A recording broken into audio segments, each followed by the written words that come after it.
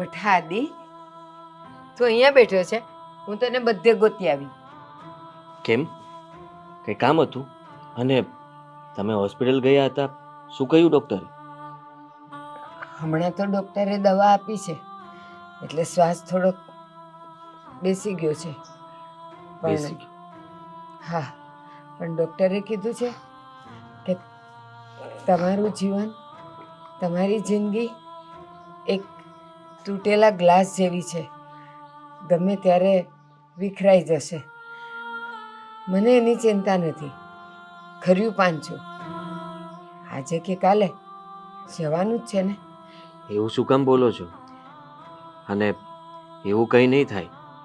જુઓ, જ્યાં સુધી માણસમાં હિંમત હોય ને ત્યાં સુધી માણસ ધારે તે કરી શકે. ને રહી વાત તમારી, મને ખબર છે તમે બહુ હિંમતવાળા છો.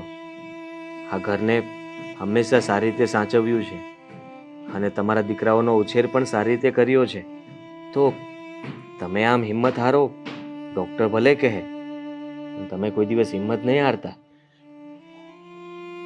બેટા, અત્યાર સુધી હું આ હિંમતથી તો જીતી છું, બાકી મારી જગ્યાએ બીજી કોઈ હોત ને તો ખાલી એક જ વારના રિપોર્ટમાં સાંભળીને ભગવાનને પાલી થઈ ગયો હોત. પણ બેટા, મારે તારી સાથે બીજી થોડીક વાત કરવી છે. મને તું ગમે છે, તું મને વાલો છે. શું કામ કે? શું કામ? તારા ભોળા સ્વભાવને લીધે તું મને ગમે છે. કારણ કે મને ખબર છે મારો આ દીકરો ક્યારેય કોઈની સાથે ખોટું નહીં થવા દે.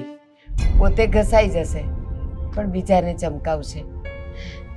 અને રોનક એની હોશિયારીથી કમાઈ પણ લે છે અને કામે કઢાવી લે છે. પણ બેટા, આજે મારે તને એક એવી વાત કરવી છે જેનાથી તારું જીવન બદલાઈ જશે. જીવન બદલાઈ જશે?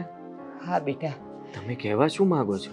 બસ એ જ કે બેટા, દુનિયામાં એટલા ભોળાઈ ન બનો કે લોકો તમારા ચણા મમરા કરીને ખાઈ જાય, અને એટલા કપટી પણ ન બનો કે લોકો તમને થૂકી નાખે.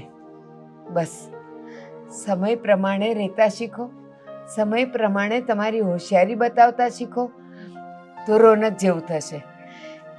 કામ પણ નીકળી જશે અને બે પૈસા પણ મળશે. તું મહેનત તો કરે છે, પણ મહેનત જેટલો પૈસો તને નથી મળતો, અને એને લીધે જ તારા શેઠ તારો દુરુપયોગ કરે છે. કારણ કે એક વાત છે, બોલે એના બોર વેચાય. હસતા હસતા પણ તારા શેઠને કહે ને કે મારા મમ્મી માંદા છે, મારે હવે વધારે પૈસાની જરૂર છે, મોંઘવારી વધી ગઈ છે, તું બોલીશ તો જ એ તને આપશે. નહીં બોલે ત્યાં સુધી ચાલે છે ને, એ બોલતો નથી ને, એમ કરીને ચલાવ્યા કરશે. અને આપણો રોનક જો જ્યાં હોય ત્યાં તડફડ કરી નાખે છે. આમ ભલે ને કરી નાખે, પણ હું પણ મારી રીતે બધા જ પ્રયત્ન કરું છું.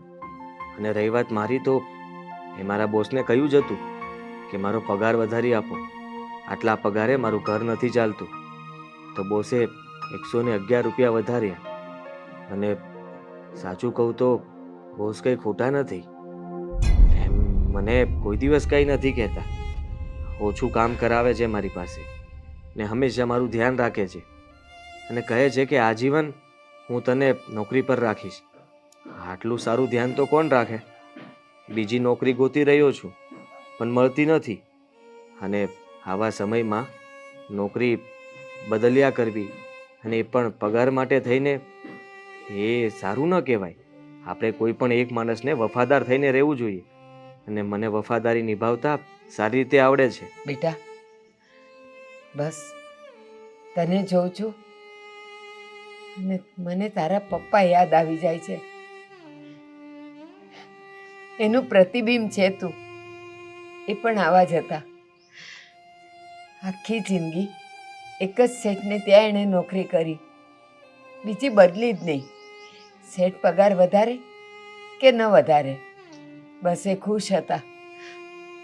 પણ બેટા એ જે લાવતા ને હું એમાં રોડવી લેતી, ઘર ચલાવી લેતી, એટલા માટે કે તારા પપ્પા ભલે ઓછું કમાતા પણ ઈમાનદાર તો હતા, પ્રામાણિક તો હતા.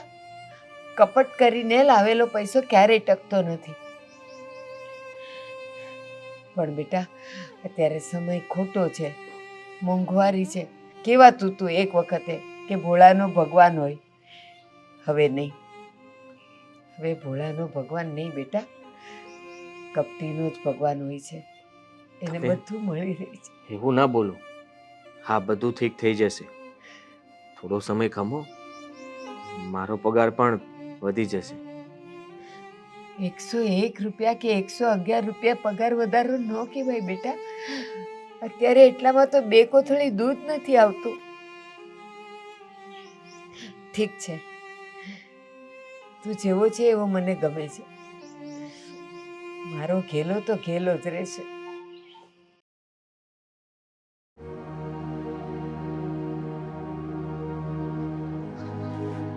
અરે વાહ, આજે તો મારા શર્ટના મેચિંગ ફૂલ લઈને આવીને તું. હું નથી લઈને આવી, તમે મેચિંગ પહેરીને આવ્યા એમ કહો. હા, એવું પણ કહી શકાય. હમ તને અલગ અલગ કલરના ફૂલ ગમે એટલા માટે જ તો હું જેટલા ફૂલ આવે ને એ કલરના હું શર્ટ લઈ લઉં છું. હા, તો હું છે ને કાલે બ્લેક રોઝ લઈને આવીશ, તો તમે બ્લેક શર્ટ પહેરીને આવજો. Black rose? આ રેડ રોઝ હોય, પિંક રોઝ હોય, વ્હાઈટ રોઝ પણ કદાચ સાંભળેલું છે. બ્લેક રોઝ નથી જોયું ને? ના. હું કાલે બતાવીશ તમને. અચ્છા, હું શું કહું છું, હવે આ લોકોનું કંઈક કરવું છે કે નથી કરવું? શું કરવાનું છે? હું તો કંટાળી ગઈ છું. રોજ રોજ આપણી જોડે પૈસા માંગે છે, જાણે આપણી પાસે પૈસાનું ઝાડ હોય અને આપણે એમને તોડી તોડીને આપી દઈએ. પણ મેં ક્યાં આપ્યા? આજે મમ્મી આવ્યા હતા બીમારીનું બહાનું કરીને. બહાનું કદાચ નહીં કરતા હોય, પણ મને કહે કે મારી તબિયત ખરાબ છે, મારે દવાખાને જવાનું છે, તો પૈસા આપ. મેં કહી દીધું કે આદિને કહું કે પૈસા આપે. દર વખતે કે હું પૈસા નહીં આપું. એમણે છે ને આદિ પાસે નહીં માંગ્યા પૈસા, એ સીધા આયા ગોપી પાસે માંગવા. અને ગોપીને એમ કહેતા હતા, ત્યાં આવીને ખબર નહીં આમ શ્વાસ ચડતો હતો ને એમ કે મને પૈસા આપ ને, મારે દવાખાને જવું છે. તો મેં પણ શું કર્યું ખબર છે, ગોપીને બહુ ચિંતા થતી હતી ને, તો મેં તો એના ગળામાં જે ચેન પહેરી હતી ને એણે, મેં એ ચેન કાઢીને લઈ ગઈ અને મમ્મીને દવાખાને બતાવીને આવી. સાચું? હા, એ ચેન છે ને આપણો પેલો ચોકસી નથી, મેં એને કહી દીધું કે આ ચેન લઈ લે અને આના જે કંઈ પણ પૈસા થતા હોય ને એ મને આપી દે, પછી હું એ બધું લઈ જાઉં દવાખાને. વાહ, ગમે તેમ કરીને તે પૈસા કઢાવી લીધા એમને. તો આ લોકો પાસે આ જ કરવું પડે, આપણી પાસે બીજો કોઈ ઓપ્શન જ નથી. જ્યારે હોય ત્યારે શું પૈસા આપો પૈસા આપો. એક તો 1 રૂપિયો તો એ લોકોને વધારાનો કમાવો નથી, અને જ્યારે હોય ત્યારે આપણી પાસે જ માંગવા છે. મેં તો કહ્યું મમ્મીને કે આદિ પાસે માંગી લો, પણ આદિનો જવાબ તો મને ખબર જ છે, દર વખતે એક જ કહેશે કે મારો પગાર તો 15,000 જ છે, એ તો હું ઘરમાં આપી દઉં છું, તો બાકીના પૈસા હું ક્યાંથી આપું. દર વખતે આ જ કેસેટ વગાડે. એ જ તો, એક તો હું પણ કંટાળી ગઈ છું. હું શું કહું છું, હવે છે ને ના હોય ને તો આ લોકોને ઘરની બહાર કાઢી મૂકો, એટલે આપણું ટેન્શન ઓછું થઈ જાય. અરે યાર, કેવી વાત કરે છે. એવી રીતે ઘરમાંથી કાઢી મૂકીએ તો આસપાસવાળા લોકો કેવી વાતો કરશે. યાર, તું ફરી ફરીને આવી વાતો ન કર. એટલે આપણે એવી રીતે નથી કાઢી મૂકવાના, એ લોકોને શાંતિથી બેસાડીને પ્રેમથી કહી દેવાનું કે જો ભાઈ હવે છે ને અમે અમારી રીતે કરી લઈશું, તમે તમારી રીતે કરી લો, તમે ક્યાંક બીજે મકાન શોધી લો. એના કરતા તે આ કર્યું એ બરાબર છે ને. જો હવે તને રસ્તો તો મળી ગયો છે ને, એ લોકો પૈસા નથી આપતા ઘર ખર્ચમાં કે આ તે ગમે તે હોય, કારણ કે એક્સ્ટ્રા ખર્ચની વાત જ્યારે પણ આવે ત્યારે મારે જ કરવો પડે છે. બહુ તો એ લોકો કરિયાણાના બિલમાં ને એટલા થાય એટલા આપે. તો ઠીક છે, જ્યારે પણ આવું કંઈ પણ બને ને તો તારે છે ને ગોપી પાસેથી એકાદ દાગીનો લઈ આવવાનો અને વેચી આવવાનો. ચોકસીભાઈને આપી દેજે, હિસાબ હું પછી સમજી લઈશ. શું લઈ આવવાનું ને વેચી દેવાનું? તમે તો એવી વાત કરો છો જાણે એની પાસે બહુ બધા દાગીના હોય. માંડ ગણીને 2 વસ્તુ તો છે એની પાસે, એક હતી એ મેં વેચી દીધી, બીજું મંગળસૂત્ર પહેરીને ફરે છે. કાંઈ વાંધો નહીં, પછી આંખો વેચી આવશું, કિડની વેચી આવશું. એ લોકો કિડનીના બહુ ભાવ આવે. મજાક કરું છું યાર. અરે યાર, મજાક પણ નથી સમજતી. લેશે કોણ? તું તો એ વાત. હું સિરિયસ વાત કરું છું, તમને મજાક સૂજે છે. પણ તને દર વખતે એક જ સિરિયસ વાત સૂજે છે કે એ લોકોને કાઢી મૂકો. યાર, મને ખબર છે, હું પણ કંટાળી ગયો છું, પણ આવું કંઈક રસ્તો કર ને. એ લોકોને ઘરમાંથી કાઢવા જરૂરી છે. મને બીજો કોઈ રસ્તો નથી સૂઝતો. મેં છે ને બધા પેતરા કરીને જોઈ લીધા, એક પણ કંઈ લાગે વળગે નથી. એટલે મને આ જ વિચાર આવે છે કે એના કરતાં તો બેટર છે કે એ લોકો છે ને શાંતિથી પ્રેમથી બીજે રહેવા જતા રહે અને આપણે અહીંયા શાંતિથી આપણું જીવન વિતાવીએ. જો હવે કઈ વિચારશું આપણે. હવે આ વખતે જેમ રસ્તો કાઢ્યો છે એવો કંઈ ને કંઈ રસ્તો કાઢતા રહેશું. અને છતાં પણ હું આદિને ફરીને સમજાવીશ કે કંઈક કર નહીં ભાઈ. હવે જો કદાચ માની જાય તો, બાકી તો પથ્થર પર પાણી રેડીએ જ છે એટલા સમયથી. કદાચ ભગવાન પ્રસન્ન થાય ને પથ્થર પીગળી જાય તો જોશું. કશું થવાનું નથી, મને ખબર છે. તો એક કામ કરીએ ને, આપણે ગોપીને કહીએ ને કે કશે નોકરી શોધી લે. પછી ઘરનું કામ કોણ કરશે? એ મારા માથે આવશે. હા યાર, એ પણ છે. હવે ઘરના કામથી યાદ આવ્યું કે તારે ચા પીવી છે તો હું ચા બનાવું. હા, ચા તો પીવી છે. વાહ, સારું લાગે. વર બે. અરે જો, હું તમને રોજ બનાવીને પીવડાવું છું ને, હા, તો આજે તમે મને બનાવીને પીવડાવો. હું છે ને જોઈશ કે તમે કેવી ચા બનાવો છો, સારી બનાવો છો કે ખરાબ બનાવો છો. જાઓ ફટાફટ બનાવીને લઈ આવો. ચલો જોઈશ ને તું કેવી બનાવું છું. એટલે મને પણ આવવું પડશે. તો જોવું તો પડશે ને. ચલો, તું આવ. તમારા જેવું કોણ થાય?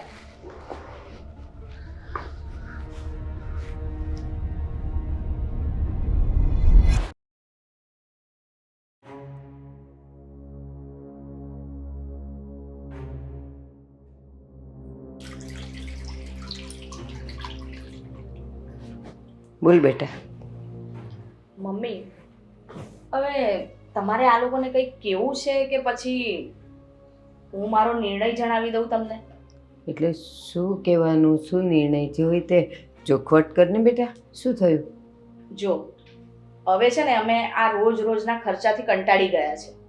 જ્યારે નહીં ત્યારે રોજ કંઈ ને કંઈ આજે આનું આપવાનું છે તો કાલે પેલાનું આપવાનું છે. હવે છે ને આ બધું રોનકથી વધારાના ખર્ચા નથી થતા. એટલે તમે એ લોકોને કહી દો કે એ લોકો ક્યાંક બીજે એમનું ઠેકાણું શોધી લે. સુષ્મા, શું વાત કરે છે? શું કામ એ લોકો બીજે જાય? ઓછું કમાય છે એટલે? અને રોનક વધારે કમાય છે એટલે તમે અહીંયા રહ્યો અને હું એ લોકોને કાઢી મૂકું? ના બેટા ના. મા માટે તો બે વાંક સરખી હોય. ભલે એક ઓછું કમાતો હોય એટલે વાલો ન હોય, વધારે કમાતો હોય તો શું થઈ ગયું? એ બધું છે ને તમને વાલો છે કે નથી વાલો એ બધું મારે નથી જોવાનું. અને તમને એ વાલો હોય તો તમે પણ એમની સાથે જઈ શકો છો. અમે તમને ના નહીં પાડીએ. હા હા, એક તો એ ઓછું કમાય છે અને એ બે પોતાનું પૂરું કરે અને સાથે પાછી હું એનો બોજો બનીને જાઉં. તને ખબર છે કે મારી માંદગી ચાલે છે, આ તો દવા ઉપર હું જીવી રહી છું, તો એ લોકો ઉપર હું એ દવાનો બોજો નાખું? ના ના, મારાથી એવું નહીં થાય. મારે તો ડાબી જમણી બે વાંક સરખી હોય. અને સાંભળ બેટા, કેમ આવું કરે છે? માની લો કે એ વધારે કમાતો હોત અને રોનકની આવક ઓછી હોત તો શું તમને કાઢી મૂકત? જો મને છે ને આ બધું ભાષણ નથી સાંભળવું કે એ કમાતો હોત ને અમારી આવક ઓછી હોત. જો એવું હોત ને તો હું ક્યાંક નોકરી શોધી લેત અને હું છે ને રોનકને કે રોનક તમે છે ને ક્યાંક સારી જગ્યાએ નોકરી લાગો જેથી ખર્ચા હરખી રીતે પૂરા થાય. આમ નહીં આદિભાઈની જેમ હા હું કહીશ. આ તમારો નાનો દીકરો તો ચાલે ને તોય કીડી ના મરે. બેટા, આદિ તો મહેનત કરે છે, બીજે નોકરી ગોતે પણ છે, મળવી પણ જોઈએ ને. અને તું સમયની વાત કરે છે. બેટા, ક્યારેક કોનો સમય કેમ ફરી જાય ને એ કંઈ કહેવાય નહીં. એટલે ક્યારેય એવું તો અભિમાન કરવાનું જ નહીં કે રોનક તો વધારે કમાય જ છે, જો ઓછું કમાતો હોત તો હું આમ કહેત ને તેમ કહેત. નહીં, ક્યારેય પણ સમયથી પહેલાં અને નસીબથી વધારે કોઈને મળ્યું નથી. હા ડાયલોગ તો હું છે ને પરણીને આવીને ત્યારથી સાંભળું છું, પણ હજુ ક્યાંય કોઈનું કશું થયું નથી. અને આદિભાઈ વર્ષોથી ત્યાં જ જોબ કરે છે, જ્યાં એમણે હતો એનો એ જ પગાર, એક રૂપિયો પણ વધ્યો નથી. તો શું? અરે પૂરું નથી થતું ઘરનું, એટલે જ તો કહું છું કે હવે હું છે ને એકલા રોનકના માથે આ બધું ખર્ચો નાખવા નથી માંગતી. કાં તો પછી છે ને બે અડધા આપવા પડશે, કાં તો પછી મેં તમને કહી દીધું છે, કાં તો એ લોકો એમની રીતે જોઈ લે. સુષ્મા, એનો આખો પગાર આપી દે છે, એક રૂપિયો પણ એની પાસે રાખતો નથી.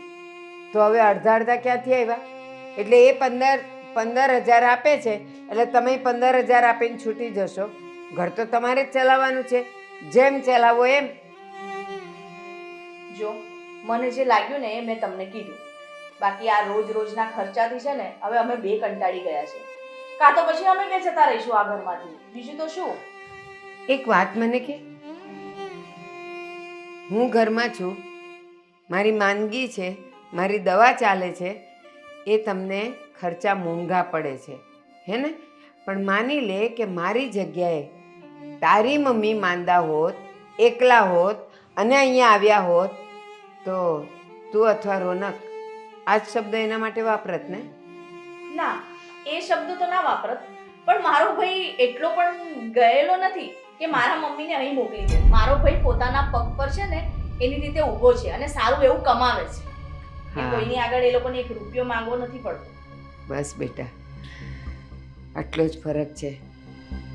હંમેશા જ્યારે આપણને પૈસાનો પાવર આવે, અભિમાન આવે, ઘમંડ આવે ને, ત્યારે ખાલી એકવાર, માત્ર એકવાર રાવણને યાદ કરી લેવાનો.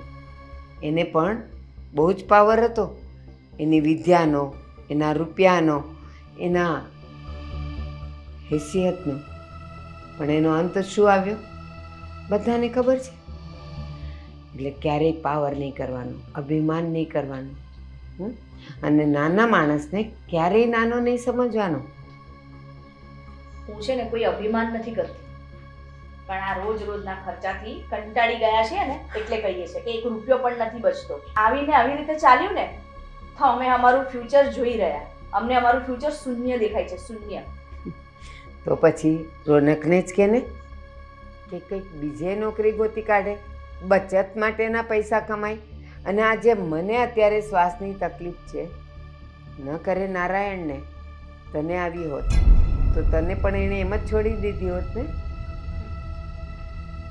જો મને એવી કોઈ તકલીફ હોત ને તો મને આવડે છે કે મારે શું કરવું. અને રહી વાત રોનકને બીજી નોકરી શોધવાની, તો એ શું કામ શોધે? અમારું બેનું પૂરું થાય ને એટલું તો એ કમાવે જ છે. આ તો વધારાના ખર્ચા અમે ઘરમાં કરીએ છીએ, એનું હું તમને કહું છું. સરસ, બહુ ગમ્યું મને. તારા આ શબ્દો મને બહુ ગમ્યા.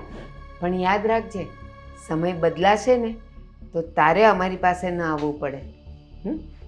જા કામ કર, અમે ઓછામાં ચલાવી લઈશું. હેલો મિત્રો, જો તમને અમારો વિડીયો પસંદ આવ્યો હોય તો અમારી ચેનલને લાઈક કરો, શેર કરો અને સબસ્ક્રાઇબ કરો. Thank you.